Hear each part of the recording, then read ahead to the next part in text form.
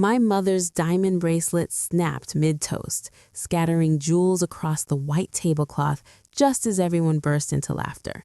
Everyone except me, only because I was sitting 10 feet away at the kids' table. The room shimmered with chandeliers and polished silver, but all I could see was the pity in my niece's eyes as she slid a crown toward me. "You can color with us, Aunt Winter." Her sweet voice sliced through me sharper than glass. My chest burned with humiliation, so vivid it almost made me dizzy. This was supposed to be a celebration, a family dinner honoring my parents' 35th anniversary, but it had become my public demotion. If you're enjoying this, please subscribe and share. Your support keeps the stories coming. I tried to keep my posture straight, my chin lifted like the confident woman I'd built myself into, but every laugh from the main table hit me like a jab. My sister leaned into her husband, whispering something that made him smirk. My brother, Evan, raised his glass and called across the room, "Don't spill your juice, Winter." The table erupted in polite laughter. I smiled tightly, pretending it didn't sting. My mother's voice floated through the noise, warm but rehearsed. "Oh, she doesn't mind. Someone has to keep the little ones entertained." Entertained. That's what I was to them now. Not the woman who built her design firm from scratch. Not the woman who just signed a 7-figure project downtown. Not the woman who made her first million before 30.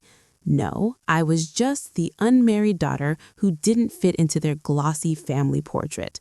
My hands shook beneath the table, hidden under the paper placemat covered in cartoon lobsters and dancing oysters. The waiter brought over a glass of sparkling water with a plastic straw, while my parents' friends sipped vintage champagne from crystal flutes. "This must be a mistake," I said quietly, my voice trembling but low enough that only the waiter could hear. He looked sympathetic but helpless. "I'm afraid this seating chart came straight from your mother, ma'am." Ma'am. The word felt like salt on a wound. My gaze swept across the adults' table, 12 perfect seats, all taken by my family and their polished spouses. Every one of them had someone beside them, a partner, a ring, a story that fit neatly into my parents' narrative of success. I'd always known my independence unsettled them, but this was different. This was punishment dressed as tradition. My stomach twisted. My father caught my eye then, his look a mix of authority and irritation, the same one he'd used when I was a child who dared talk back. "Winter, just enjoy the evening," he said loud enough for the room to hear. "Don't make a scene." Don't make a scene, the family's favorite commandment. I'd spent years obeying it. At graduations, when my mother told her friends I was still finding my path. At Christmas, when my brother's promotion to VP was toasted while my Architectural Digest feature went unmentioned, I'd swallowed every slight, smiled through every insult. But this was too much. My heartbeat roared in my ears. I could almost hear my therapist's voice reminding me to breathe, to stay grounded.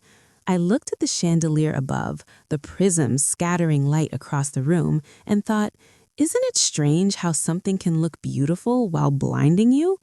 My niece Riley tugged my sleeve. "Aunt Winter, why aren't you sitting with everyone else?" Her question landed heavier than any adult's words. "Because," I whispered, forcing a smile, "some people think grown-ups need to be married to count." She frowned, confused. "That's silly. Out of the mouths of babes, right?" My chest ached. I wanted to get up, to walk away, but I could feel every eye on me. My mother's pearls glimmered as she lifted her glass again. "A toast," she said, her voice smooth and bright, "to family, our legacy, our love, and our future generations." Her eyes flicked briefly toward me as she said future generations, the unspoken message slicing through the champagne bubbles. "You've failed your role." The room filled with clinking glasses. Mine stayed on the table, untouched. I could feel my pulse in my throat, my face hot, my lungs tight. My entire childhood flashed before me, the endless lessons about being a proper woman, the constant reminder that beauty fades but marriage lasts. I'd spent years proving I could succeed on my own, but tonight proved they'd never see it. To them, my independence was rebellion. My success was defiance. I wasn't their daughter anymore. I was their disappointment in designer heels. My brother leaned back, smirking. "Don't take it personally, sis," he said, loud enough for nearby tables to hear. "You're just better with kids." Laughter again, sharp, gleaming, cruel.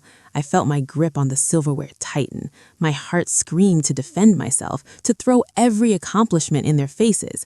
But then something inside me shifted, an eerie calm like the silence before a storm. I stood up slowly. My chair scraped the marble floor, echoing through the room. Conversations hushed. Even the waiter froze mid-pour. My mother blinked, startled. "Winter, where are you going?" I forced my voice steady. "I'm leaving." My father's brows knit together. "Excuse me?" If being single means I don't belong at the adult table, then maybe I don't belong here at all. A murmur rippled through the room. My mother's smile faltered. My father's face reddened. "Winter, sit down. You're embarrassing yourself."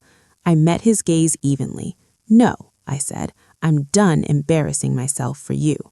I turned, heels clicking against the marble, every step heavier and freer at the same time. Behind me, my sister whispered something like "typical" under her breath. The sound almost made me laugh. Typical, the label they used for every time I refused to bend. At the doorway, the maitre d' approached me politely, unsure what to do. I smiled faintly. "Can you call me a car, please?" He nodded, eyes soft with understanding. I stepped outside into the San Francisco night, the city lights reflecting off the bay like liquid stars. The cool air hit my flushed skin, and for the first time that evening, I could breathe. My phone buzzed, 7 missed calls from Mom, 3 from Dad, 1 from my brother. I let it ring. Then I opened a new message thread to Elena. They seated me at the kids' table. 3 dots appeared immediately, then vanished, then reappeared. "You're kidding." I wish I was. "Get out of there," she texted. "Meet me at Firefly. Wine on me." I stared at the glittering restaurant windows behind me, the reflections of my family laughing, pretending everything was perfect. The cold wind caught the hem of my emerald dress, making it flutter like a flag of surrender. Except tonight, I wasn't surrendering. I was walking away from the war. My Uber pulled up and I climbed in without looking back. The driver glanced at me through the mirror. "Rough night?"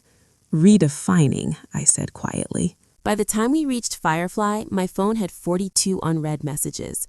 I turned it face down and walked inside. Warm light, music, the hum of easy laughter. It felt like a different universe. Elena spotted me instantly, her curly hair wild, her expression already brimming with concern. She stood up and wrapped me in a hug before I could say a word. "Okay," she said, pulling back. "What did they do this time?" I sank into the booth, exhaling slowly. "They seated me with the kids because I'm not married." Elena's jaw dropped. "They didn't." "They did." I laughed bitterly. "Apparently, single means junior." She shook her head, fury flashing across her face. "You need to stop showing up for people who keep shrinking you." I stared down at the table, tracing the rim of my wine glass. "They're my family." "And?" she said. "Family doesn't mean surrender." Her words hit hard, echoing louder than the chatter around us.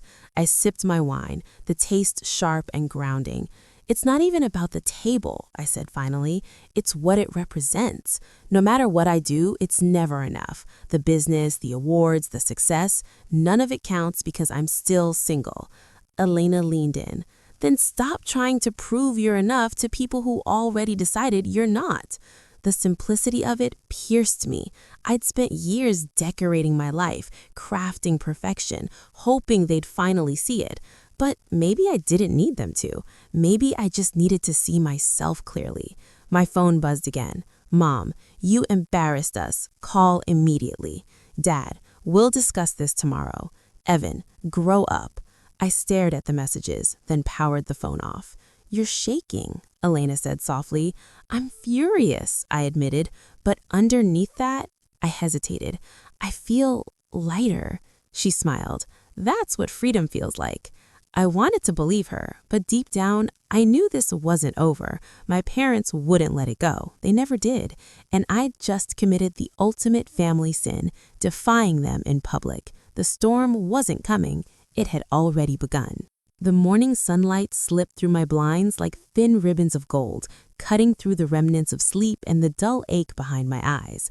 My phone, still powered off from last night, sat face down on the nightstand like a silent grenade waiting to explode. I could almost feel the messages piling up inside it, missed calls, angry texts, maybe even guilt-laced apologies that weren't really apologies. For a long moment, I just stared at it, the memories of last night flashing in fragments, the glimmer of chandeliers, the sting of laughter, the look on my mother's face when I stood up. I'd replayed that scene in my dreams, her perfect smile cracking for the first time, my father's fury barely contained behind his wine glass, and the weight of generations of expectations finally snapping like that diamond bracelet. Part of me felt sick, the other part felt invincible. I finally rolled out of bed, wrapped myself in a robe, and padded to the kitchen. The espresso machine hissed to life as I leaned on the counter, staring out at the fog-draped skyline of San Francisco. Somewhere below, the city was already buzzing, people rushing to meetings, buses groaning down Market Street, lives moving forward. That's what I wanted, to move forward, but family has a way of chaining you to their version of the past. I powered my phone on, bracing myself. Instantly, it vibrated violently. 67 unread messages, 12 missed calls, 3 voicemails. The first text was from my mother. "Call me now. You owe us an explanation." The next from my father. "We need to discuss your behavior." My brother, ever the diplomat, had written, "You really made things uncomfortable last night. Next time, try not to overreact." I almost laughed. Overreact. Right, because being seated with toddlers while your parents' friends discussed investments in grandchildren was such a misunderstanding. Scrolling further, I saw a few from my cousins, short, hesitant messages of support. Honestly, good for you. You were right to walk out. Even, "I wish I had your guts." And that's when I realized my rebellion had cracked something deeper in the family facade. People had noticed. People had felt it. The perfect Reynolds image wasn't so perfect anymore. I was halfway through my coffee when the knock came. 2 sharp raps, measured, deliberate. I didn't need to look. My parents never called ahead. I opened the door slowly, and there they were. My mother in her cream-colored coat, pearls perfectly back in place, and my father beside her in that tailored navy suit he wore to remind the world who he was. His jaw was clenched, hers trembling beneath her composure. "May we come in?" she asked, her tone the exact blend of politeness and command that defined my entire childhood. I stepped aside silently. My father walked in first, scanning my apartment like it was an exhibit in a museum he didn't quite approve of. My mother, ever the dramatist, clutched her handbag as if my couch might stain it. I gestured toward the sofa. "Coffee?" I offered flatly. "No, thank you," my father said. "This won't take long." He stayed standing, looming, while my mother perched delicately on the edge of the sofa. The silence was thick. Finally, she spoke. "Winter, we're not here to fight," she began softly, her voice trembling with that false tenderness she used when she wanted something. "But last night, what you did was humiliating for us, for our guests, for yourself." I bit back a bitter laugh. "For myself?" "Yes," she said quickly. "People talk, Winter. They're already calling, asking what happened. You made a scene in front of your father's business associates. Do you have any idea what that looks like?" "Like your daughter finally stopped letting herself be humiliated in silence," I said sharply. Her expression hardened. "Don't twist this into something it's not. We love you. We only want what's best for you." "What's best for me?" I said, crossing my arms, "or what looks best for you?" That stopped her. My father's eyes narrowed. "You're being disrespectful. We raised you better. You raised me to smile while being diminished, to sit quietly when things were unfair, to measure my worth by whether or not a man put a ring on my finger." "That's not true," my mother snapped, color rising in her cheeks. "It is," I said. "Last night proved it. You literally sat me with the children because I didn't fit your definition of family." My father stepped forward, his tone sharp. "You're exaggerating. The seating chart was symbolic. We simply wanted to remind me where I stand," I interrupted. "Mission accomplished." For a moment, neither of them spoke. The air felt charged, brittle. Then my mother's voice broke softly.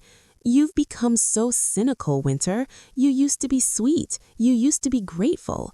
"I'm still grateful," I said quietly, "just not obedient." My father exhaled through his nose, like a man losing patience in a board meeting.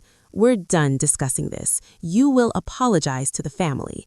I blinked, incredulous. "Apologize? For refusing to be degraded? For making a spectacle," he said, his voice rising. "Do you have any idea how you embarrassed your mother?" I looked at her, her eyes glistening with a mix of shame and fear. Fear of what people would say, of cracks in the image she'd spent decades polishing. "No," I said finally, my voice calm. "I'm not apologizing." The words felt like fire spreading through my chest. My mother's mouth fell open. My father's face turned a deep shade of crimson. "You're making a mistake," he warned. "You're cutting yourself off."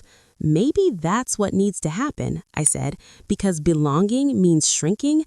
I'd rather be alone." My mother stood abruptly, her composure crumbling.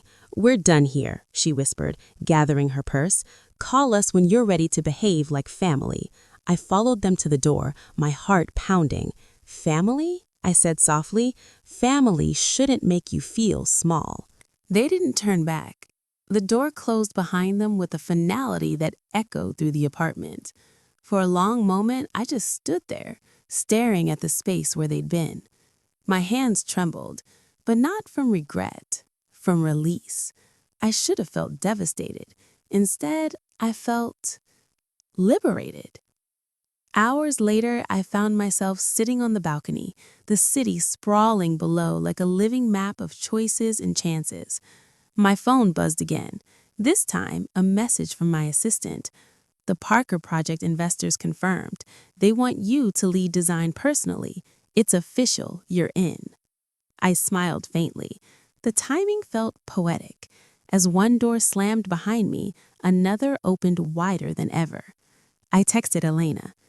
"They showed up, tried to make me apologize." "And?" she replied. "I didn't." There was a pause, then her response. "Proud of you. Welcome to the real Freedom Club." I leaned back in my chair, letting the sunlight hit my face. Maybe this was what freedom really felt like. Not dramatic, not glamorous, but quiet, steady, terrifying, and exhilarating all at once. For the first time, I wasn't the single daughter or the disappointment or the sweet one. I was just me, flawed, defiant, independent, and finally enough. But deep down, I knew the storm hadn't fully passed.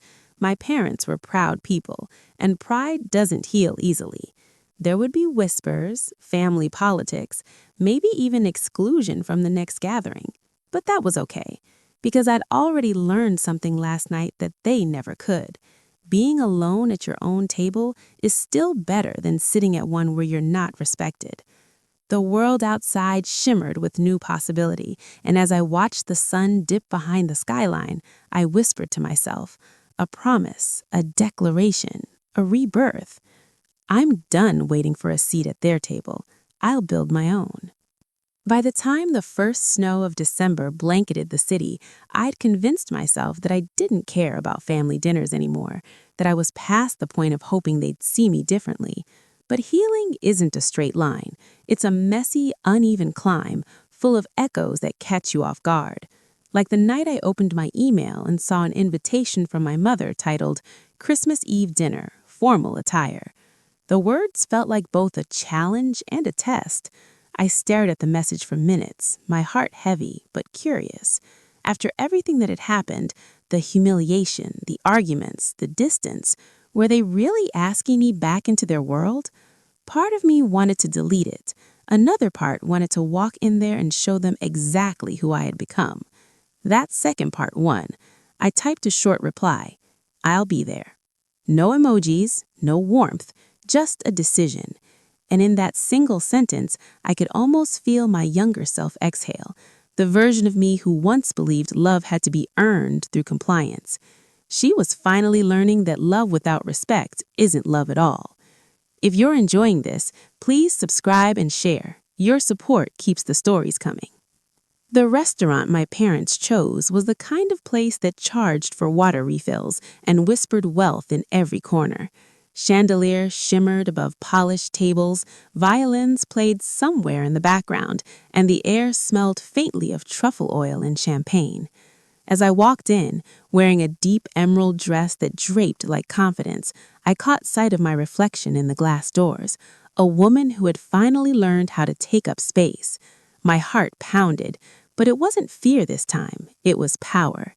My father stood at the far end of the private dining room, talking to the manager, while my mother adjusted a centerpiece of white roses.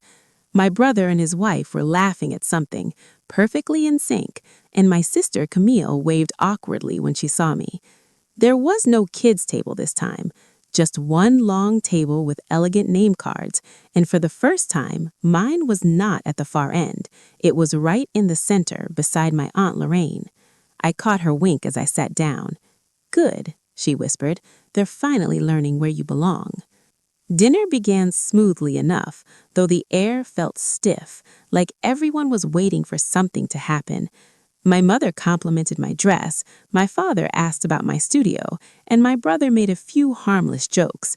But under it all, I could feel the tension simmering, the unspoken past, the memory of that night when I'd been seated with the kids, still echoing in everyone's mind. I decided to break the silence first. "So," I said, folding my napkin neatly, "I appreciate the invitation. I wasn't sure I'd get another one." My father looked startled.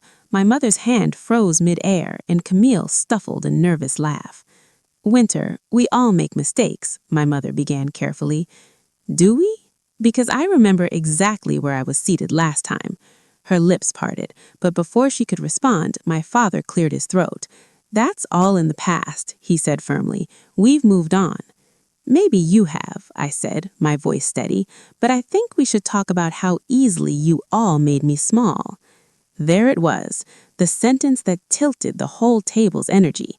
The waiter, hovering nearby, practically backed away. My brother exhaled sharply. "Come on, Winter," he said. "It wasn't that deep." My laugh was soft but sharp. "It wasn't that deep? You all laughed when the hostess pointed me to the kids' table. You made jokes about me being free as a bird while I sat next to my 6-year-old nephew." My father's jaw tightened. "You're overreacting." I turned to him, meeting his gaze with the calmness I'd fought so hard to earn.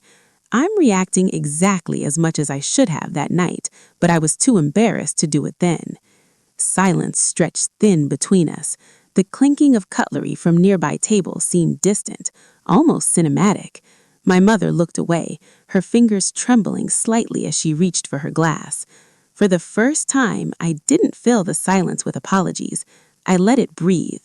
I let them sit in it. Then Aunt Lorraine spoke, her voice smooth but powerful. "She's right, James," she said to my father. "I was there. You all dismissed her like she wasn't one of you." My mother's eyes widened. "Lorraine." "No," she said firmly. "Let's tell the truth for once. You've spent years praising the kids for their spouses, their promotions, their mortgages, everything except Winter's achievements. She's the only one who built her success alone, without anyone's help, and you punished her for it." My father's face flushed with frustration, but he said nothing. And just like that, the unspoken hierarchy that had ruled our family for decades began to crumble right there between the linen napkins and the candlelight. My mother tried to diffuse it with a brittle laugh. "This isn't the time for drama." I leaned forward slightly. "It's never is, right? That's what you always said.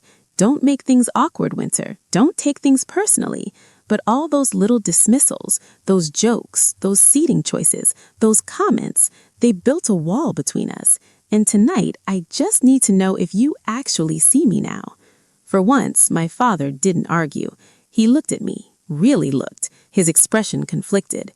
"You've changed," he said quietly. "No, I've just stopped apologizing for existing."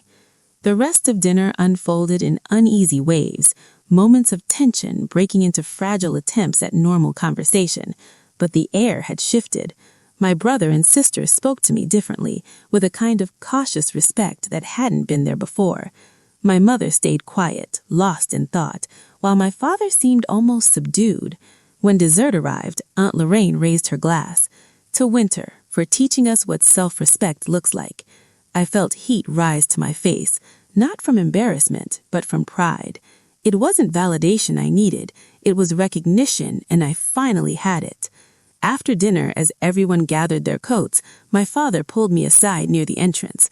The chandeliers above cast fractured light across his features, softening the edges of his usual sternness. "I was wrong," he said simply, "about a lot of things. You didn't deserve that." The words caught me off guard. "Thank you," I managed. "That means more than you think." He nodded, then added, "Your mother's trying in her own way. Give her time." I smiled faintly. "I already have. Now it's her turn to use it wisely." Outside, the air was crisp and electric with winter chill. Snowflakes drifted through the glow of street lamps as I walked toward my car, my heels crunching against the pavement. My phone buzzed, a text from Camille. "Proud of you. I never said it before, but I should have stood up for you that night." I stared at the message, feeling the old ache twist into something softer. "Thank you," I replied. "We're all learning." And I meant it. Forgiveness didn't erase the past, but it released me from carrying its weight. Weeks later, my life moved forward with a new kind of lightness. My studio was thriving. Magazine features, interviews, new clients flooding in. But success felt different now. It wasn't about proving anything to anyone. It was about expressing who I was without permission. One morning, I got a call from a major design firm in New York offering a collaboration. It was the kind of opportunity I dreamed about for years. As I signed the contract in my office, sunlight poured across my desk, landing on a framed photo of me with Aunt Lorraine and my best friend Elena from our recent trip. That photo was proof that family can be chosen, built from the people who see your worth without conditions. But the real surprise came later that spring, when I received an invitation, not to a dinner, but to speak at a local women's empowerment event. The theme was redefining success. The moment I stepped on stage, I saw my parents sitting quietly in the audience. My mother's eyes were glassy, my father's hands folded in his lap. I spoke about boundaries, about how success isn't a checklist, but a state of peace. About the night I was seated at the kids' table and how that humiliation became the turning point of my life. Sometimes, I told the audience, we grow up in families that teach us to shrink, but the most radical thing you can do is stop shrinking. Take up space. You belong at the table, not because you're married or approved or chosen, but because you exist. When I finished, the room erupted in applause. My mother stood first, then my father. For the first time, their pride looked real, unfiltered by expectation. Afterward, as people crowded around to congratulate me, my mother reached for my hand. "You were incredible," she said softly. "I didn't realize how much we'd hurt you." I squeezed her hand gently. "You didn't have to realize it. You just had to listen." Her tears fell quietly as she nodded, and I felt something inside me release. A lifetime of holding my breath for validation finally exhaled. That night, as I drove home, the city lights blurred past like streaks of gold. I thought about the tables we spend our lives trying to fit into, the ones that make us doubt our worth, question our place. And I realized something simple but profound. I didn't need their table anymore. I had built my own. Months later, my family hosted another dinner, this time at my loft. The long oak table I'd designed myself gleamed beneath strings of soft lights. My parents arrived early, helping arrange plates, while my father awkwardly but sincerely asked how to fold the napkins, winter style. Camille brought her kids, who ran laughing through the hall. Elena poured wine, and Aunt Lorraine told stories that made everyone laugh until they cried. When the food was served, I noticed something quietly poetic. There was no head of the table, just one long connected circle of seats, equal, whole, ours. As the laughter swelled and glasses clinked, my father raised his drink. "To family," he said, glancing around, "and to the daughter who taught us how to build one the right way." The room went still for a heartbeat, then erupted in warmth and applause. My mother leaned over and whispered, "You really did redesign us, didn't you?" I smiled. "Just improved the structure." Later, when everyone had gone and the lights dimmed to a golden hush, I stood by the window, watching the snow drift again just like that first night. Except, this time, there was no bitterness, only peace. The reflection staring back at me wasn't the girl who'd been seated at the kids' table. It was the woman who had learned that being alone doesn't mean being incomplete. That sometimes the tables we're excluded from are the very ones that teach us to build better ones. And as I turned off the last light and walked toward my bedroom, I whispered the quiet truth that had carried me through it all. Words not of anger or defiance, but of freedom. I don't need to be invited anymore. I've already arrived.